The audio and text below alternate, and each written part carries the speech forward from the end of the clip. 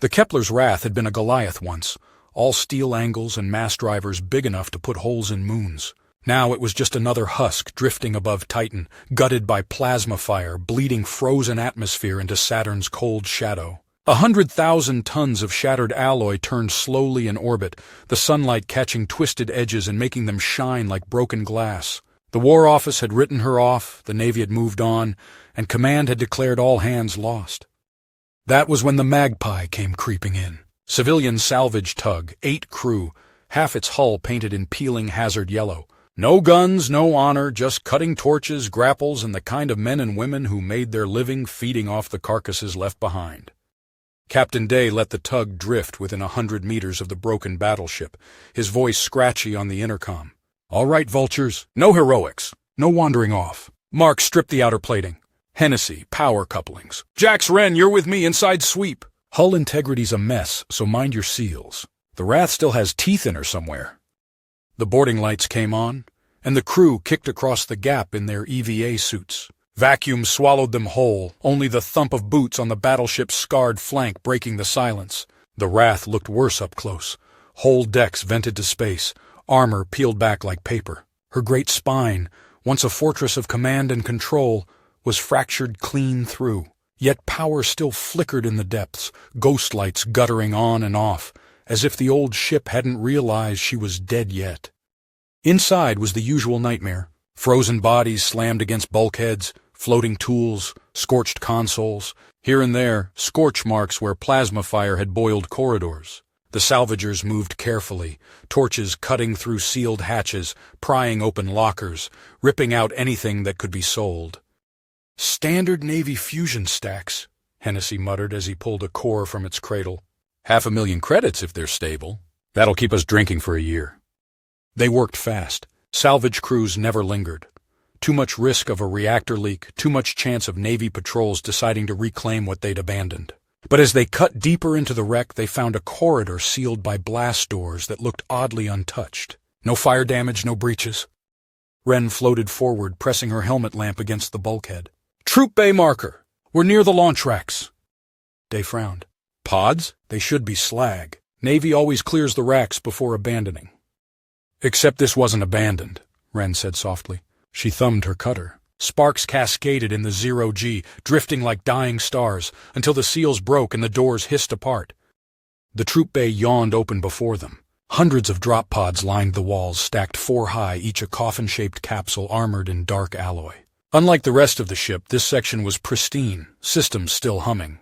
Tiny green lights blinked on pod after pod, a forest of status indicators glowing in the dark. For a long moment, no one spoke. "They're still sealed," Jax whispered. Wren pushed off the bulkhead, drifting closer.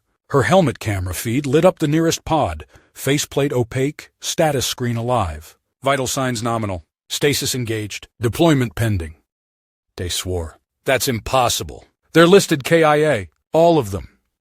One by one, the salvagers checked the pods. Every readout said the same. The Marines were alive, or something close to it, suspended in combat stasis, implants whispering old mission code through circuits that had never been told to shut down.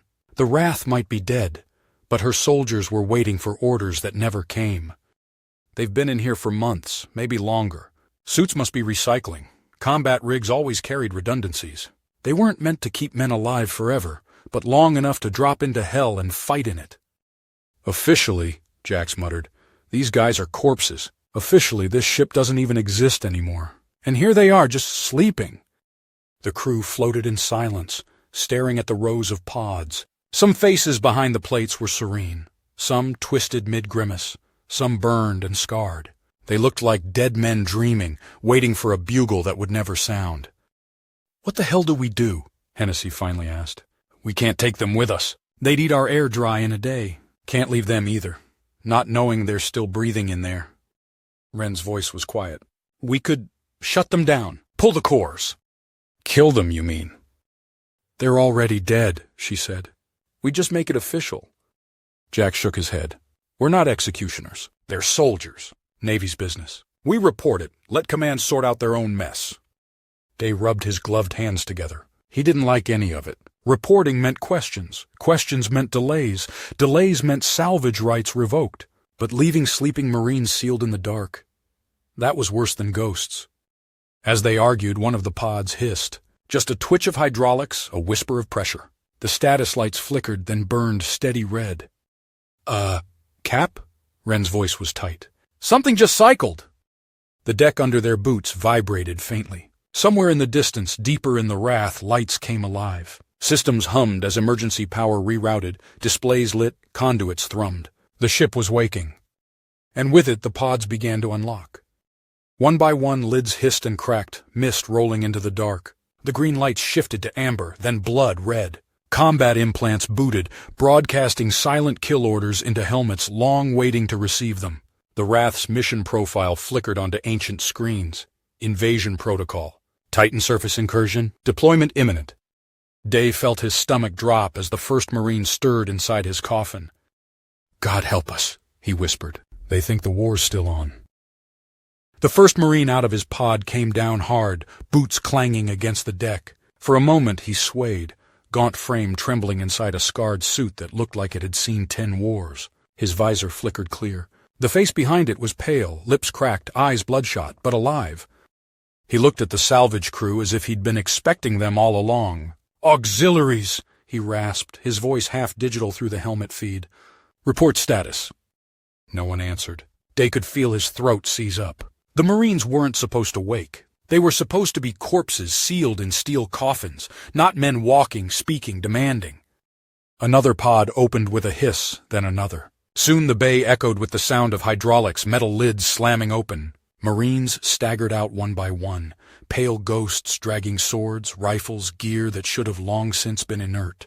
Their suits powered up, shields shimmering to life, combat implants flashing mission data across their visors. Wren whispered over comms, "They think we're Navy." The lead Marine stared them down. His helmet tag flickered a name. Lieutenant Rourke, 5th Drop Battalion. His voice was steadier now, conviction replacing the rasp. We're behind schedule. Enemy fortifications on Titan must be breached before orbital cover fails. Auxiliaries gather supplies and prep the drops.